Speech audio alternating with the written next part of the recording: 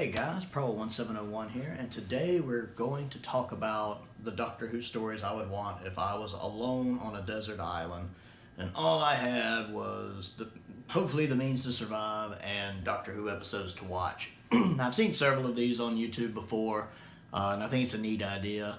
And each reviewer kind of has their own rules they set up. So my rule that I set up for myself was I can only have one story from each Doctor.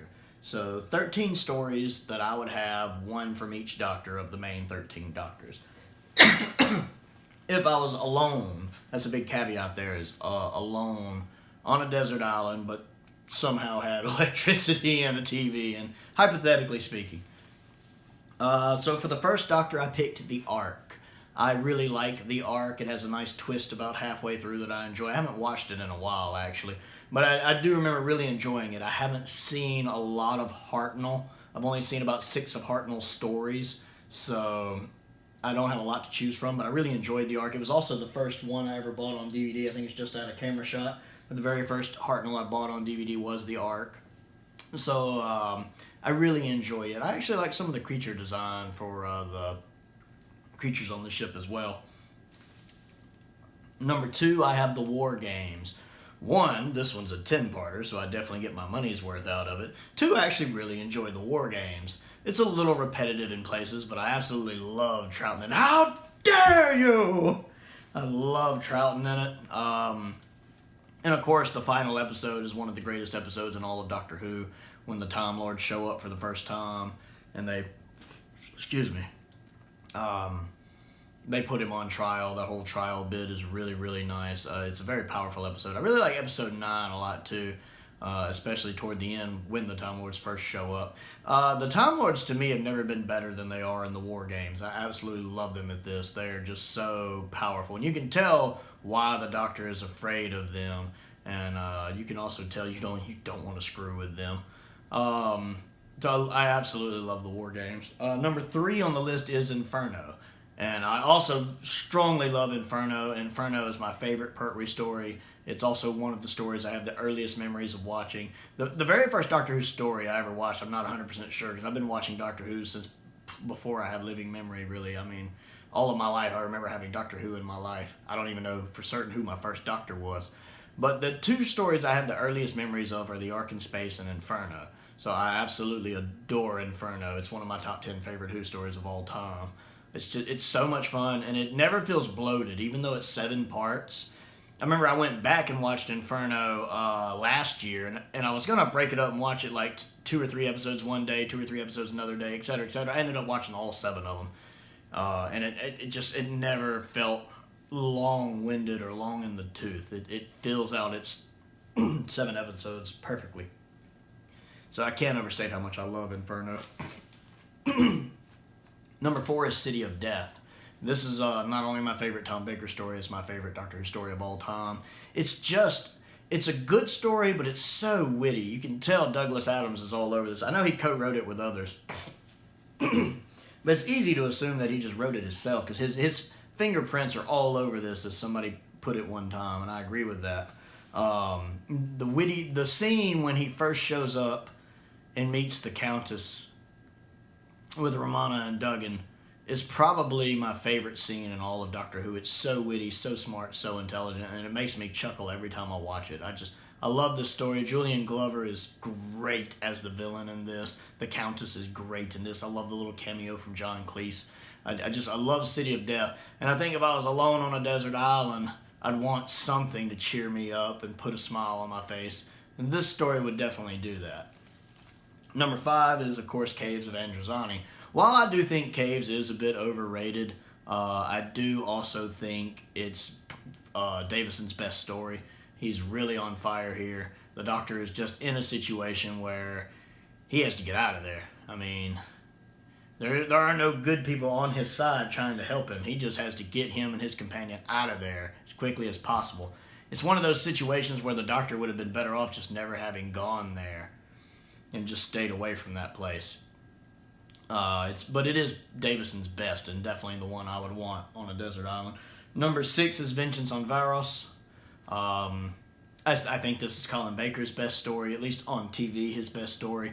It doesn't really have a lot of flaws. The whole Perry turning into a bird thing is really weird and unnecessary. But other than that, I think it's a pretty good story. I think it predicts reality television really, really well. I think it predicts the political nonsense really, really well.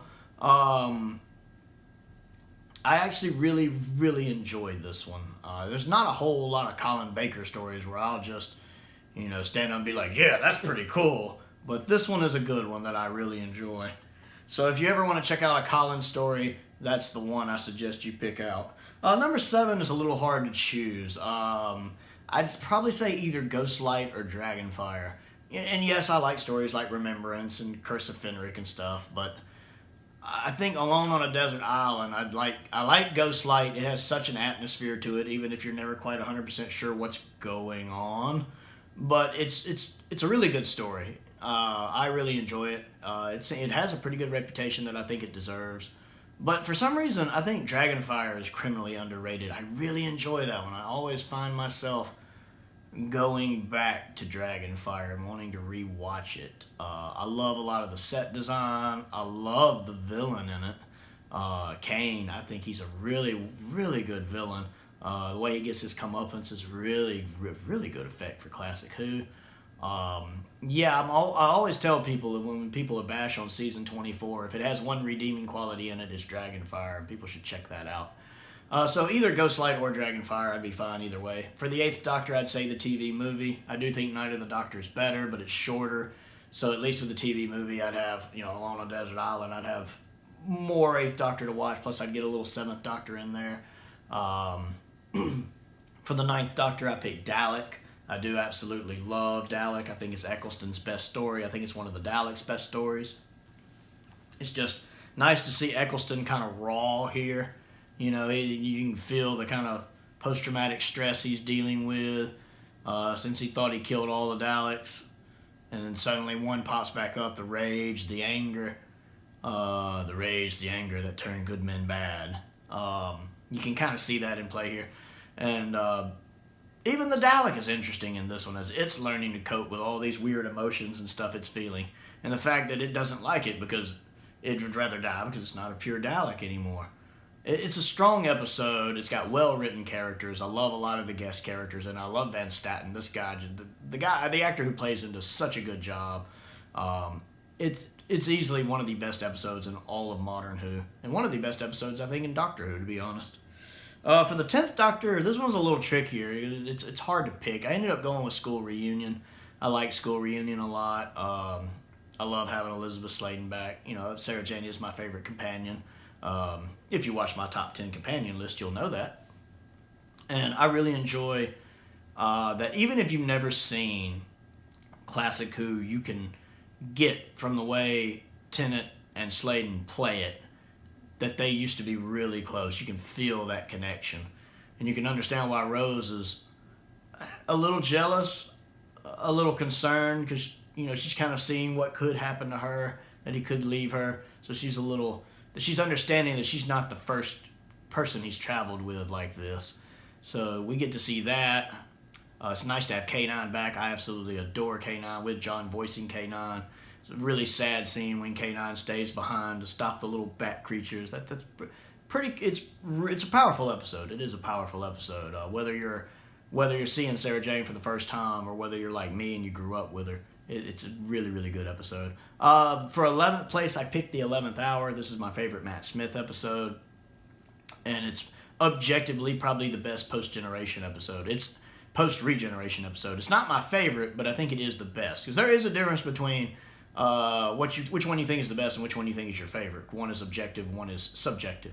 But I think it's objectively probably the best post-regeneration story. It's really, really good. It really sets up the show for a new era. It's a great jumping on point for new Doctor Who fans. It was really good at wiping the slate and establishing these characters and their relationships, and to a degree their personalities. It does a really good job with that in the time that it has. And by the end of it, I'm fist pumping Matt Smith. I'm missing David Tennant, but I'm loving Matt Smith. I'm loving the new TARDIS interior, and I'm loving Amy. Did a really good job of getting me ready for this new era of Doctor Who. So that is definitely the one I want. For 12, I picked Thin Ice. I love Thin Ice a lot. I know it's not Heaven Sent. I love Heaven Sent. Heaven Sent's my favorite Capaldi episode. I wouldn't want it on a desert island at night, though. Thin Ice, I really enjoy. I think it's a bit underrated. It doesn't have a bad reputation. I just think it doesn't necessarily get the good reputation it deserves. It has a lot of fun in it. It has some nice silly moments in it. It has a lot of serious moments in it. You know, we're going to be nice and we're going to be diplomatic. And then he goes in there and punches the guy in the face. I love it. I'm there for it. I absolutely love it. You know, we actually get to see a kid get killed in it. That's pretty neat. I like it. It harkens back to Classic Who when people died. In Classic Who, people died. So I kind of like that. That he can't always save everybody, and his whole speech about, you know, I don't have time necessarily to mourn because then more people die. So there's a lot of good in Thin Ice. If you're looking for Capaldi episodes to watch, you know, if you haven't seen a lot of Capaldi and you're looking for some episodes to watch, Thin Ice is definitely one of the ones I recommend. And for 13, it was a little hard here. I picked Spyfall Part 1. Now, if I'm allowed to have two-parters, both, I would pick just Spyfall. I like Spyfall Part 1 and 2. I'd pick both. But if I could only have one part, I would pick Part 1. Part 2, to me, is just not as good. It's pretty nice. It's good, but it's not, like, as good. It's a lot of times in Modern Who, it's really hard for Part 2 to live up to Part 1. Sometimes it does. Sometimes it doesn't. And to me, Spyfall Part 2 doesn't quite live up to Part 1, but I love Part 1. There's a lot going on. It has this very James Bond feel to it, which I really, really like. I really like the twist at the end, and the reveal of Sasha's character is really well done.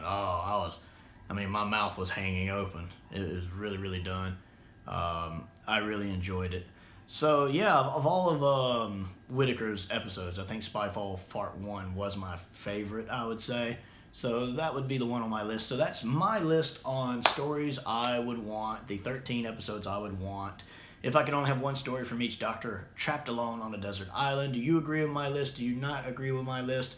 If you were trapped on an island and that was in the parameters where you could only have one story from each Doctor, which one would you pick and why? Comment down below. I love interacting with you guys. Click the like button, click the subscribe button, click the bell for notifications. Check out my main channel, Prowl1701, PROWL1701, where I talk about all things Star Wars. And most importantly, stay safe out there. Thank you for watching.